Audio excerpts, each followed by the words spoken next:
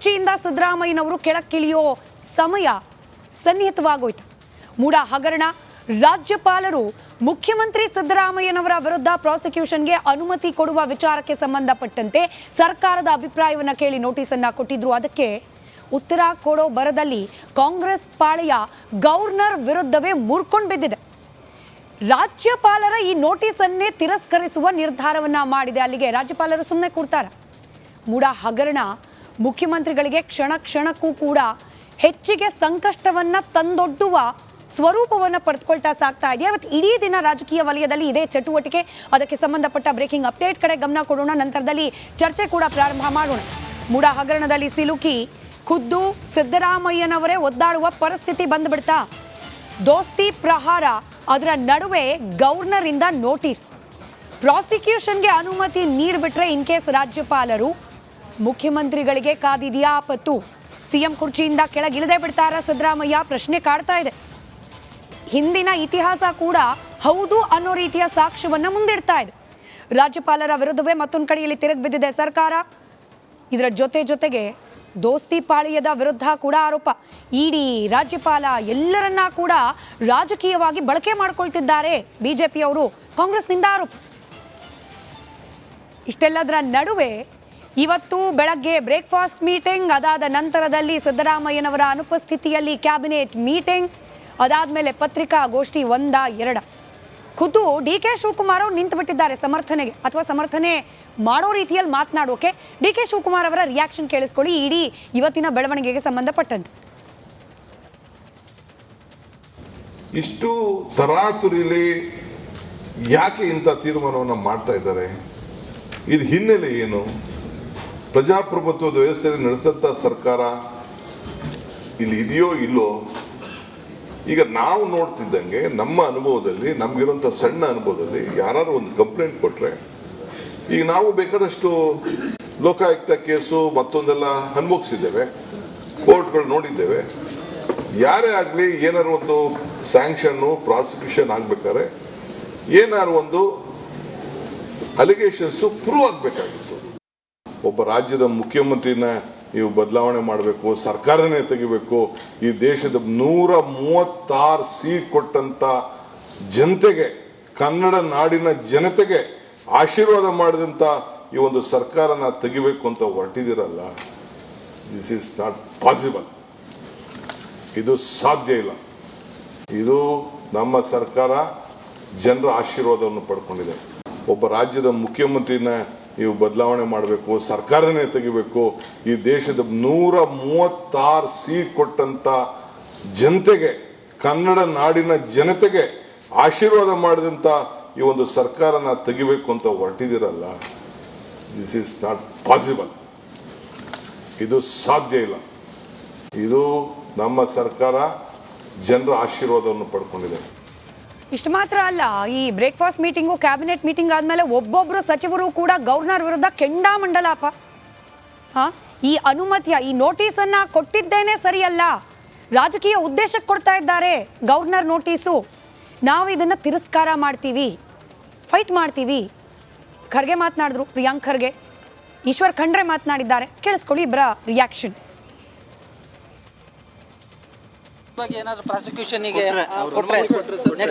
ನೋಡಿ, ಪ್ರಜಾಪ್ರಭುತ್ವದಲ್ಲಿ ಇದ್ದೀವಿ. ಇವತ್ತು ಅನೇಕ ಅವೆನ್ಯೂಸ್ ಇದೆ. ಇವತ್ತು ಸರ್ವೋಚ್ಚ ನ್ಯಾಯಾಲಯ ಇದೆ, ಜನ ಇದ್ದಾರೆ, ಜನ ಎಲ್ಲ ನೋಡ್ತಾ ಇದ್ದಾರೆ. ಏನೂ ಇಲ್ಲದೆ, ಯಾವುದೇ ಹುರುಳಿಲ್ಲದೆ ಇವತ್ತು ಈ ರೀತಿಯಲ್ಲಿ ನೋಟಿಸ್ ಕೊಡುವಂಥದ್ದು, ಇದು ಯಾವುದೇ ಕಾನೂನುಬದ್ಧವಾಗಿಯೂ ಇದು ಸ್ಟ್ಯಾಂಡ್ ಆಗೋದಿಲ್ಲ. ಇರಲಾರ್ದೆ ನೋಟಿಸ್ ಸರ್ವ್ ಮಾಡೋದು ಅಥವಾ ಕ್ಲಾರಿಫಿಕೇಶನ್ ಕೇಳಲಾರ್ದೆ ನೋಟಿಸ್ ಕೊಡೋದು ಸರಿಯಲ್ಲ. ಈಗಾಗಲೇ ಮುಖ್ಯಮಂತ್ರಿಗಳು ಇದ್ರ ಬಗ್ಗೆ ಸಾಕಷ್ಟು ಕ್ಲಾರಿಫಿಕೇಶನ್ ಗವರ್ನರ್ ಹತ್ರನೇ ಹೋಗಿ ಕೊಟ್ಟಿದ್ದಾರೆ, ವೈಯಕ್ತಿಕವಾಗೂ ಕೊಟ್ಟಿದ್ದಾರೆ, ಎಲ್ಲ ದಾಖಲೆಗಳು ಕೊಟ್ಟಿದ್ದಾರೆ. ಅದಾದ್ಮೇಲೂ ಈಗ ಮಾಡ್ತಾ ಇದ್ದಾರೆ ಅಂದ್ರೆ ಇದು ಎಲ್ಲಿಂದ ಈ ಸ್ಕ್ರಿಪ್ಟ್ ಬರ್ತಾ ಇದೆ ಅಂತ ನೋಡ್ಬೇಕಷ್ಟೇ. ನೋಡೋಣ. ಈಗ ಬ್ರೇಕ್ಫಾಸ್ಟೇ ಆಗಿಲ್ಲ, ನೀವು ಆಗಲೇ ಕೇಳಿದ್ರೆ ಅಲ್ಲಿ ಹೋದ್ರೆ ಹೋಗ್ಬೇಕಲ್ಲ. ಇನ್ನು ಈಗ 9:15 ನೀವು 9 ಗಂಟೆಗೆ ಏನಾಯ್ತು ಅಂತ ಕೇಳಿದ್ರೆ ಇರಲಾರ್ದೆ ನೋಟಿಸ್ ಸರ್ವ್ ಮಾಡೋದು ಅಥವಾ ಕ್ಲಾರಿಫಿಕೇಶನ್ ಕೇಳಲಾರ್ದೆ ನೋಟಿಸ್ ಕೊಡೋದು ಸರಿಯಲ್ಲ. ಈಗಾಗಲೇ ಮುಖ್ಯಮಂತ್ರಿ ಪ್ರಶ್ನೆಗಳಂತೂ ಅನೇಕ ಇದೆ. ಅತ್ಯಂತ ಪ್ರಮುಖವಾದ ಪ್ರಶ್ನೆ, ಮುಖ್ಯಮಂತ್ರಿ ಕುರ್ಚಿಯಿಂದ ಕೆಳಗೆ ಇಳಿದೇ ಬಿಡ್ತಾರಾ ಸಿದ್ದರಾಮಯ್ಯನವರು ಈ ಪ್ರಕರಣಕ್ಕೆ ಸಂಬಂಧಪಟ್ಟಂತೆ? ಪ್ರಾಸಿಕ್ಯೂಷನ್ಗೆ ಗವರ್ನರ್ ಅನುಮತಿ ಕೊಟ್ಟೇ ಬಿಟ್ರೆ ಅರೆಸ್ಟ್ ಆಗೋಗ್ಬಿಡ್ತಾರಾ ಸಿದ್ದರಾಮಯ್ಯನವರು? ಪ್ರಮುಖವಾಗಿ ಇಲ್ಲಿ ಯಡಿಯೂರಪ್ಪನವರ ಹಿಂದಿನ 2011ರ ಪ್ರಕರಣ ಹಾಗೆ ಇತ್ತೀಚಿನ ದೆಹಲಿಯ ಅರವಿಂದ್ ಕೇಜ್ರಿವಾಲ್ ಅವರ ಪ್ರಕರಣವನ್ನು ಕಂಪೇರ್ ಮಾಡಿ ಮಾತನಾಡ್ತಿದ್ದಾರೆ ರಾಜಕೀಯ ವಲಯದಲ್ಲಿ. ಆದರೆ ಅದೆರಡೂ ಪ್ರಕರಣದಲ್ಲೂ ಕೂಡ ನೇರವಾದ ಇನ್ವಾಲ್ವ್ಮೆಂಟ್ನ ಆರೋಪ ಮುಖ್ಯಮಂತ್ರಿ ಕುರ್ಚಿಯಲ್ಲಿದ್ದವರು. ಇಲ್ಲಿ ಸಿದ್ದರಾಮಯ್ಯನವರ ಪತ್ನಿಯ ಹೆಸರಲ್ಲಿ, ಬಹಳ ಮುಖ್ಯ ಇದು, ಸಿದ್ದರಾಮಯ್ಯನವರ ಪತ್ನಿಯ ಹೆಸರಲ್ಲಿ ಸೈಟ್ ಅಕ್ರಮ.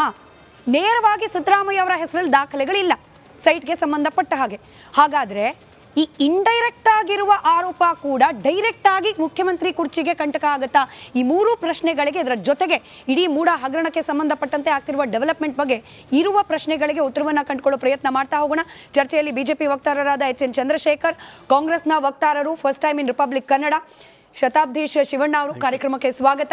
ಹಾಗೆ ಹಿರಿಯ ಪತ್ರಕರ್ತರಾದ ರಾಜಕೀಯ ವಿಶ್ಲೇಷಕರು ಆದ ಬದ್ರುದ್ದೀನ್ ಅವರಿದ್ದಾರೆ, ಕಾರ್ಯಕ್ರಮಕ್ಕೆ ಸ್ವಾಗತ. ಹಿರಿಯ ವಕೀಲರು ಸಂಕೇತ್ ಏಣ್ಗಿ ಅವರು ಜಾಯ್ನ್ ಆಗಿದ್ದಾರೆ. ಹಾಗೆ ಇಡೀ ಪ್ರಕರಣಕ್ಕೆ ಹೊಸ ಟ್ವಿಸ್ಟ್ ಅನ್ನ ಕೊಟ್ಟಂತಹ, ಮುಖ್ಯಮಂತ್ರಿಗಳ ವಿರುದ್ಧವಾಗಿ ಪ್ರಾಸಿಕ್ಯೂಷನ್ಗೆ ಅನುಮತಿಯನ್ನ ರಾಜ್ಯಪಾಲರ ತನಕ ಹೋಗಿ ಕೇಳಿರುವ ಸಾಮಾಜಿಕ ಹೋರಾಟಗಾರರಾದ ಟಿ.ಜೆ. ಅಬ್ರಹಂ ಅವರು ಕೂಡ ಕಾರ್ಯಕ್ರಮದಲ್ಲಿ ಜಾಯ್ನ್ ಆಗಿದ್ದಾರೆ. ಸರ್ ನಮಸ್ಕಾರ, ಕಾರ್ಯಕ್ರಮಕ್ಕೆ ಸ್ವಾಗತ.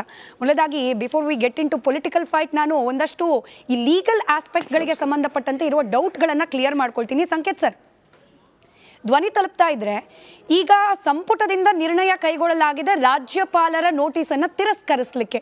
What next? ರಾಜ್ಯಪಾಲರು ಇದನ್ನು ಯಾವ ರೀತಿ ಗಮನಿಸ್ತಾರೆ, ಯಾವ ರೀತಿ ಕ್ರಮಕ್ಕೆ ಮುಂದಾಗಬಹುದು?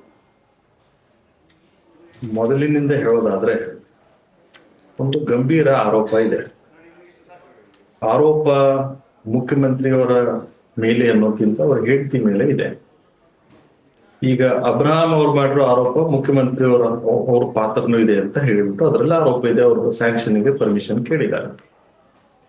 ಈಗ ಎರಡು ಇಂಪಾರ್ಟೆಂಟ್ ಆಸ್ಪೆಕ್ಟ್ ಅಂದ್ರೆ, ಮೊದಲನೇದ್ದು, ಈಗ ಸ್ಯಾಂಕ್ಷನ್ ಕೇಳಿರೋದು ಅಥವಾ ಸ್ಯಾಂಕ್ಷನ್ ಕೊಡೋದು ಅನ್ನೋಕ್ಕಿಂತ ಈಗಾಗಲೇ ಈ ವಿಚಾರಕ್ಕೆ ಸಂಬಂಧಪಟ್ಟಂಗೆ ತನಿಖೆ ಆಗ್ತಾ ಇದೆಯಾ ಅನ್ನೋದು ಒಂದು.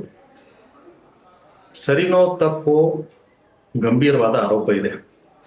ಗಂಭೀರವಾದ ಆರೋಪಕ್ಕೆ ಸಂಬಂಧಪಟ್ಟಂಗೆ ಈಗಾಗಲೇ ತನಿಖೆಗೆ ಕಮಿಷನ್ ಆಫ್ ಎನ್ಕ್ವೈರೀಸ್ ಆಕ್ಟ್ ನಲ್ಲಿ ತನಿಖೆಗೆ ಆದೇಶ ಮಾಡಿ ಆಗಿದೆ.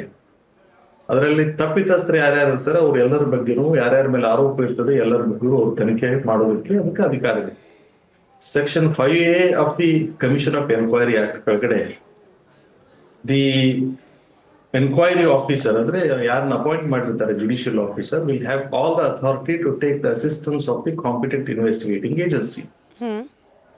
ಹಾಗಿದ್ದಾಗ ಅದರಲ್ಲಿ ಏನಾದರೂ ತನಿಖೆಯ ಹಂತದಲ್ಲಿ ಮುಖ್ಯಮಂತ್ರಿಯವರ ಪಾತ್ರ ಕಂಡು ಬಂದಲ್ಲಿ, ಮುಖ್ಯಮಂತ್ರಿಯವ್ರದ್ದು ಕೂಡ ಅದರಲ್ಲಿ ಆರೋಪ ಸಾಬೀತಾಗೋ ಮಟ್ಟಿಗೆ ಏನಾದರೂ ಮೇಲ್ನೋಟಕ್ಕೆ ಕಂಡು ಬಂದಲ್ಲಿ ಅಥವಾ ಅವ್ರ ವಿರುದ್ಧನೂ ಕೂಡ ತನಿಖೆ ಮಾಡಬೇಕು ಅನಿಸಿದಲ್ಲಿ ಈ ಕಮಿಷನ್ ಆಫ್ ಎನ್ಕ್ವೈರಿ ಆಕ್ಟ್ ಕೆಳಗಡೆ ಅವರು ಸ್ಯಾಂಕ್ಷನ್ ಅನ್ನ ಕೇಳಬಹುದು.